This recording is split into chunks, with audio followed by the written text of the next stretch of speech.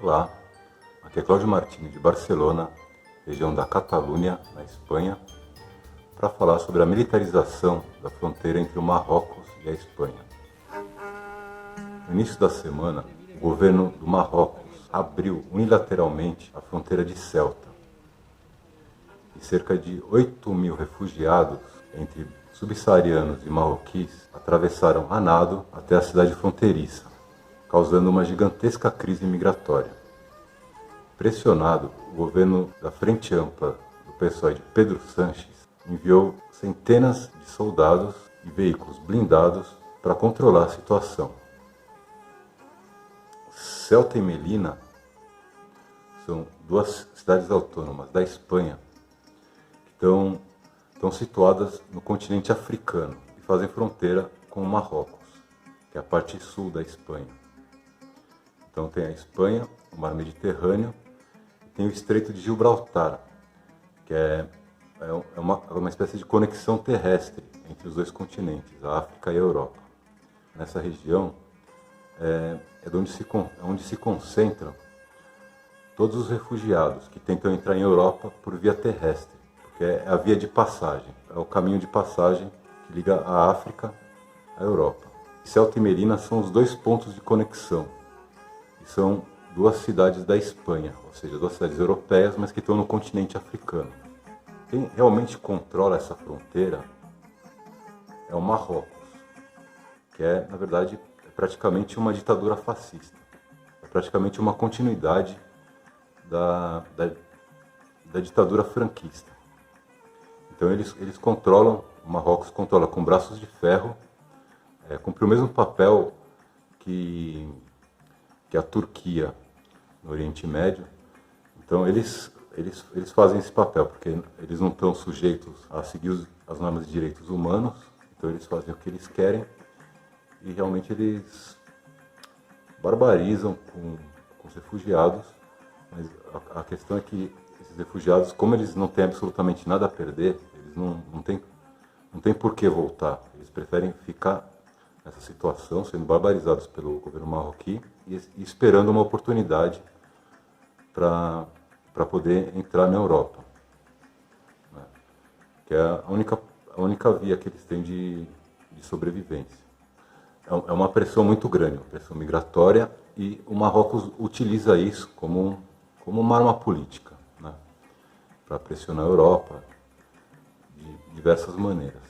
O fundo dessa crise que fez com que o Marrocos, de um momento para o outro, abrisse a fronteira, esses 8 mil refugiados entrassem na cidade de Ceuta, não foi uma casualidade, né? Foi um tipo de crise diplomática. Para explicar essa crise, a gente tem que entrar na questão da autodeterminação do Saara Ocidental. O Saara Ocidental é um antigo território espanhol também, como Ceuta e Melilla, mas que, pela Espanha integrar a Europa, e tem toda uma questão, eles tiveram que interromper a colonização dessa região e se formou um governo reconhecido pela Europa, mas o Marrocos ele invadiu o Saara Ocidental e ele reclama essa região para ele. E o governo constituído do Saara Ocidental se encontra exilado na Argélia. E o que aconteceu é que o vice-presidente desse governo exilado, ele contraiu o Covid, e o serviço secreto da Argélia, em contato com o serviço secreto da Espanha, trouxeram esse vice-presidente exilado do território invadido pelo Marrocos, que é quem controla a fronteira entre a Europa e a África.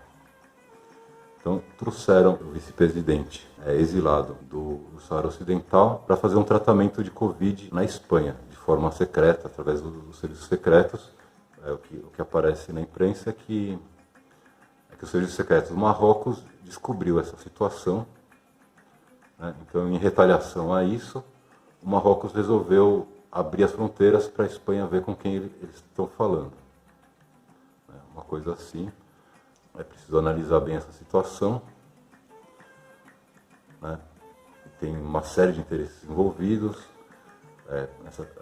O próprio presidente dos Estados Unidos, o Biden, entrou em contato com com o Marrocos recentemente para supostamente cuidar da questão palestina, porque também tem um forte contato entre Marrocos, toda essa situação, e Israel. Então, eles resolveram abrir a fronteira e 8 mil refugiados entraram em Melilla, sendo 1.500 menores de idade que estão aí presos em galpões esperando a deportação.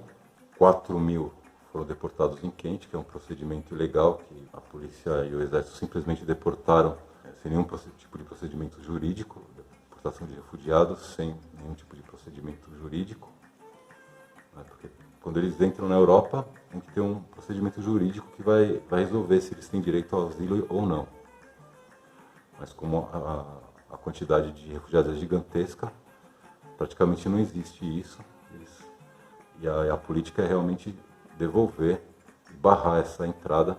E esse trabalho é feito principalmente pelo Marrocos no lado africano, porque eles têm muito mais ferramentas, ignorando todos os direitos humanos, do que pode ser feito na parte europeia, na cidade de Ceuta ou Melilla, né, que está sujeita a esse controle de direitos humanos, tem que seguir um pouco, minimamente, o Estado de Direito, né? Embora não seja bem assim, que funcione na prática, mas teoricamente não pode ser uma coisa escandalosa como acontece no Marrocos, que é um verdadeiro massacre dessa população que está na miséria, né? Cerca de 50 mil pessoas aí acampadas ao redor da fronteira, esperando a oportunidade de entrar na Europa, como única via de sobrevivência. E é importante também destacar que a relação militar entre o Marrocos e a Espanha é muito antiga, né? O general Franco, que foi ditador aqui da Espanha, ele se formou nas suas atrocidades justamente lutando aí no Saara Ocidental, juntamente com as tropas marroquis. E foi onde ele aprendeu, né, desenvolveu toda a sua habilidade de prática das atrocidades que mais tarde foram praticadas também no próprio território espanhol, durante a Guerra Civil. Então, tem uma ligação aí muito forte entre os serviços secretos, entre as forças militares desses países, que de forma alguma tem uma oposição entre si.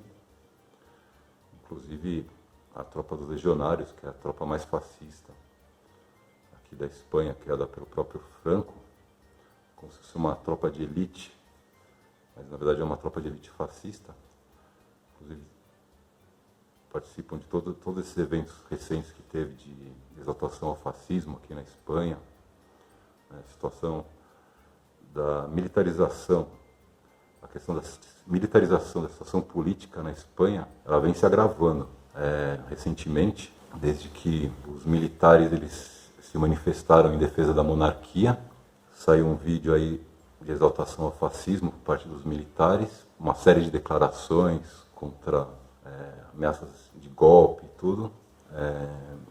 E essa questão aí que foi a abertura das fronteiras, que obrigou a militarização da fronteira, ela é um passo muito grande que traz, né, a questão militar, a militarização para a política da Espanha. É um avanço muito grande da militarização da política na Espanha, que após o fim da ditadura,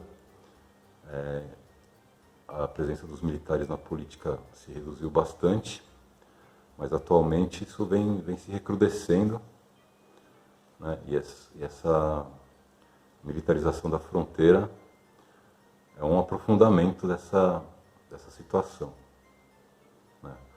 Durante as últimas eleições, aí, recentemente, dia 4 de maio, eleições de Madrid, o candidato vice-presidente da Espanha, que se retirou do governo para concorrer às eleições de Madrid, o partido Podemos, o Pablo Iglesias, ele recebeu ameaças de morte, uma carta com munição de uso militar, né? Ele acabou, inclusive, se retirando da vida política, nas vésperas da eleição. Ou seja, uma forte pressão fascista, com uma carga aí de de ameaça militar mesmo em cima dele, é essa situação aqui na Espanha. Então, uma série de eventos que os militares estão se fazendo presentes, e agora uma verdadeira jogada diplomática aí, né, entre as agências de inteligência, com motivos nada esclarecidos, mas a conexão entre todos esses serviços de inteligência e as próprias Forças Armadas, tanto da Espanha quanto do Marrocos, é muito grande, né, é histórica. E isso é uma reviravolta política, né? Assim, é um crescimento muito grande do foco de atenção às políticas xenofóbicas, não apenas na Espanha, mas em toda a Europa, porque essa situação foi inclusive replicada na Itália, né, que o Salvini reivindicou o mesmo tratamento nas fronteiras italianas.